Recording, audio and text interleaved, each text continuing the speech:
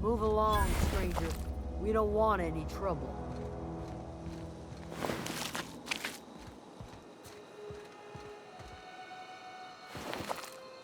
I don't know you. Whatever you're looking for, it ain't here. Move along. Answers, huh? You must be one of those philosophicals. Already got ourselves one of those. Yeah, that's us. And you can tell Thompson we're doing just fine by ourselves. If you're gonna start wandering around my camp, know that I got my sights on you. Over in the hothouse, tending crop. Enough with the questions. No offense, but I've got a lot on my mind.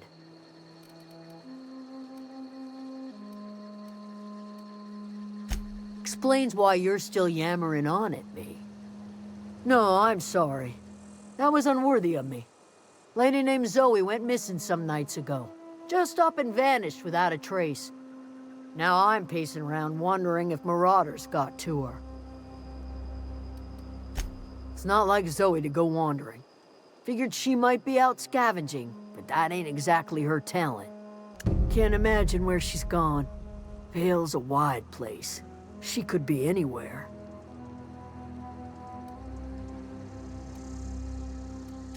Appreciate it. Honest. I'll tell you what I can. Well, enough to know we never got on. Zoe and Stefan were close. If anybody knows the workings of her mind, he does. Vex me. If she told anybody, they ain't telling me. I'd check her room, but I got yelled at for snooping once already. Little ways ago. She was always obsessing over her serial dramas. Wanted to see what the fuss was about. What is it?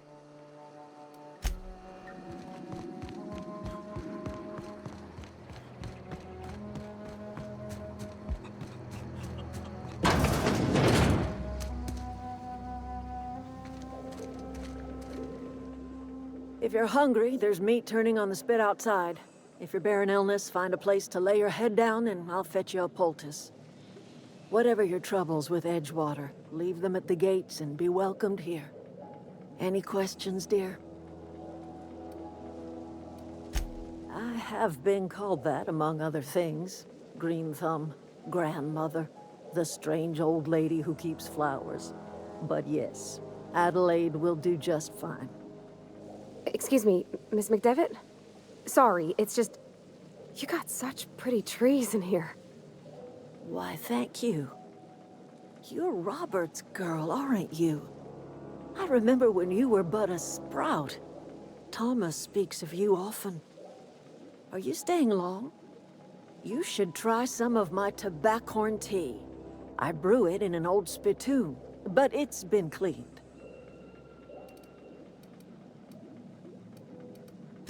A home for anyone who's ever turned their backs on Edgewater. A home for those of us with nowhere left to go and nothing to lose. So, like the spores of the puffball, cast on the wind and alighting on fresh soil, we put down new roots. It is an unpleasant story, dear. But the short of it is that sometimes one wakes up and realizes the place that was once her home for much of her life has changed. The home in which we spent our lives has left us behind, and so we must move on. And that is as much as I will say on the subject. Reed Thompson? You here on behalf of that cold-eyed reptile? Let's hear it. What's Reed's idea of peace, then?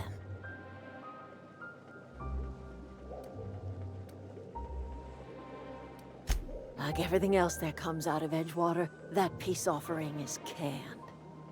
I and my own are living just fine out here by ourselves. He would do such a thing. The question is, why would you agree to his plans? Cannery's got a regulator. You want ship parts, you ought to rip them out of the cannery's guts and leave us be.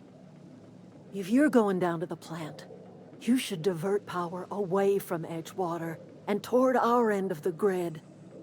Think about it. You'd be liberating an entire town from a lifetime of service to that odious cannery. Seems the sort of thing a hero would do.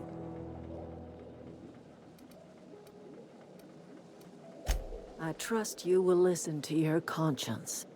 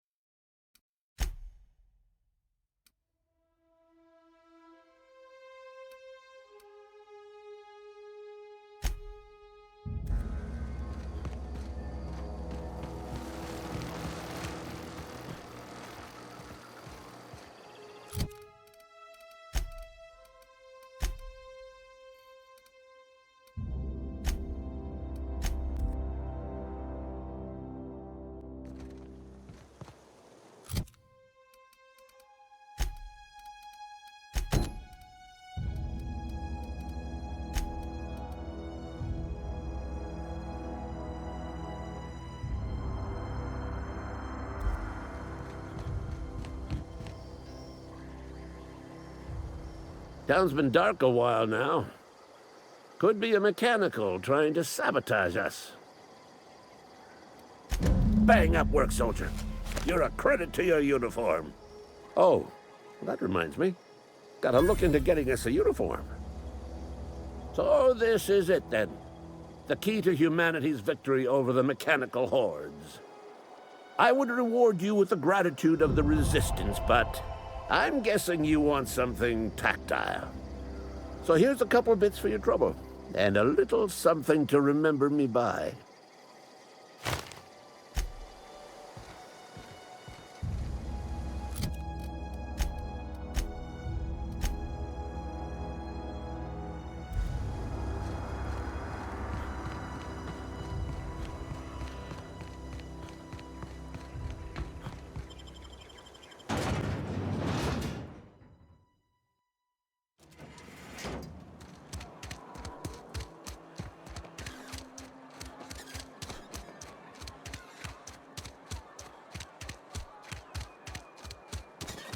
Maybe Adelaide was right to leave. Desertion is a criminal offense, punishable by hard labor.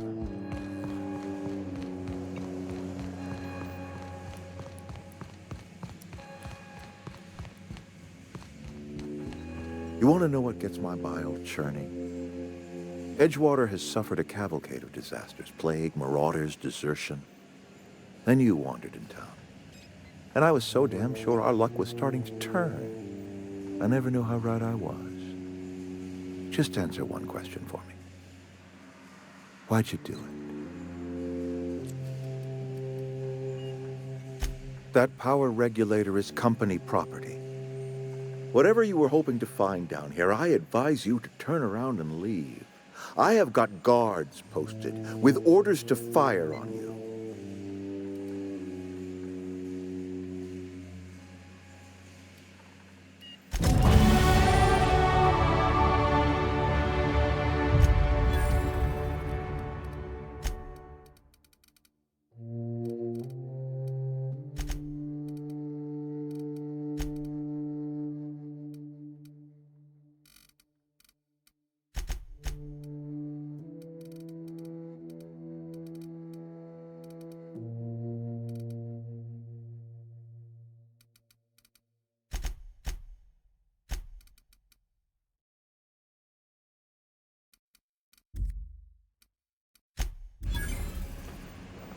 You and I have got nothing to say.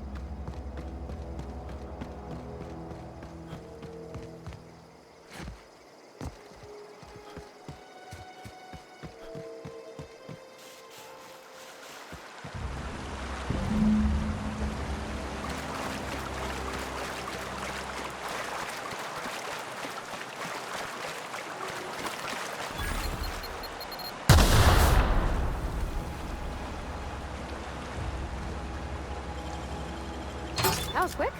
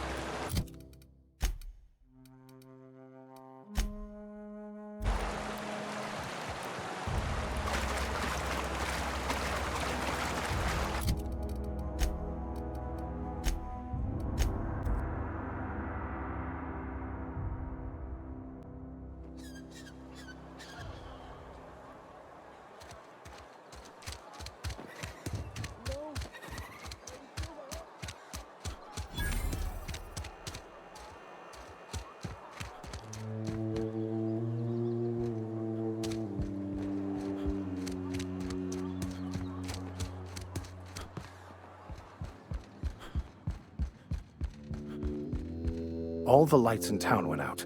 Since then, I've had wild-eyed workers begging my guidance. I'm surprised you would go along with this action, Ms. Holcomb. I'm not sure what the right and wrong of it is, sir. But leaving the deserters with neither walls nor lights would have left them to the mercy of marauders. Let's hope walls alone are sufficient, then.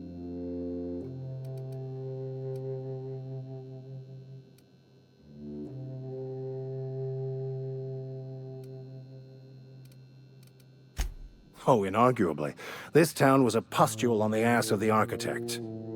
Metaphorically speaking. You took it upon yourself to decide the fate of strangers. I don't know whether that's confidence or arrogance. Either way, I'm fascinated. Wonderful. This is fantastic. Well worth all the sacrifices Wait. What the fuck is this? Is this French? I can't fucking read French. It's a law-forsaken joke is what it is. French. Ha! I was so high and mighty, preaching to the yokels about following the plan, while fighting it at every turn.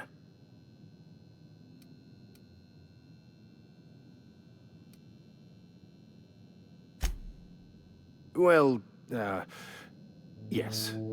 But I assure you, it was not for personal gain, only for the greater good. I've spent my life searching for the keys to unlocking the secrets of the universal equation that underlies the plan. I had hoped this book held some of those answers. I became so desperate, I even got myself assigned to this plague-ridden backwater to find the damn thing. All the time and suffering I've spent. Wasted.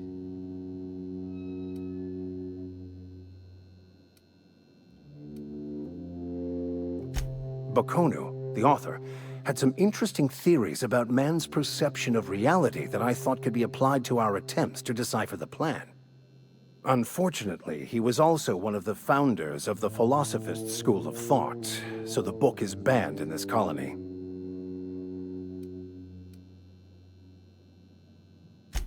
The story of my life. Most laypeople are not aware of this, but we've not discovered any new insights into the plan for a long time.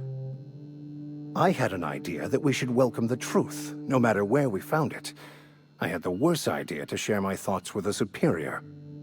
And that's how I ended up assigned prison duty, where I was fool enough to let an inmate bend my ear with stories of an original Bakonu journal. Philosophism's a false religion that stands in contradiction to almost everything we know to be true. They believe all is chaos, in stark contrast to OSI's belief in the plan. But most of the philosophist perversion of Bakonu's thoughts came more than a century after his death.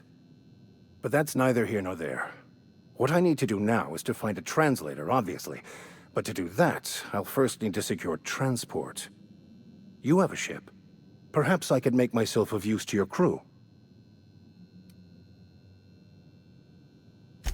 Certainly.